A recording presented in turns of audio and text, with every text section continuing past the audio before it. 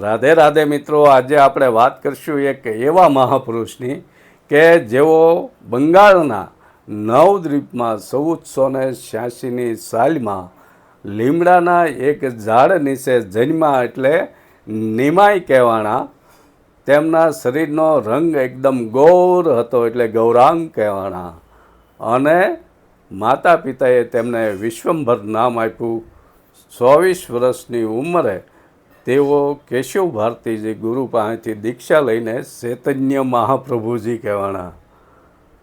મિત્રો, કૃષ્ણનો સાક્ષાત અવતાર હતો અને તેમણે જે તારક મંત્રનું દાન કર્યું એ હરે કૃષ્ણ કૃષ્ણ કૃષ્ણ હરે હરે, હરે રામ રામ રામ હરે હરે. ભક્તિને મંદિરના ગર્ભગૃહમાંથી બહાર શેરીઓમાં લાવ્યા અને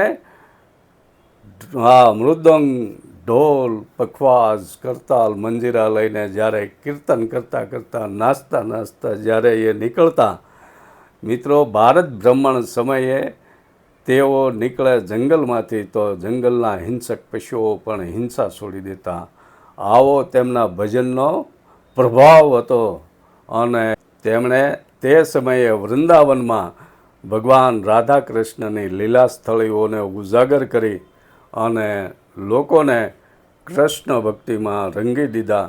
એમનામાં એવો રાધા ભાવ પ્રગટ થયેલો કે જેમ રાધાજી કૃષ્ણના વિરહમાં જેમ સોધાર આંસુએ રડતા, એમ ગૌરાંગ મહાપ્રભુ જ્યારે સાંજે સૂતા, નીચે માથા હેઠે ઓશિકું રાખ્યું હોય એ સવારે જાગે ત્યારે એમના શિષ્યો એ ઓશિકાને નિસવતા, એટલો એના આહુડાની ધારોથી એ આખી રાત ભગવાનના વિરહમાં રડતા, જેમ રાધાજી રડે એમ.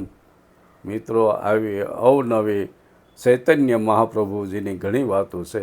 આપણે ફરી પાછા ક્યારેક કરશું. રાધે રાધે.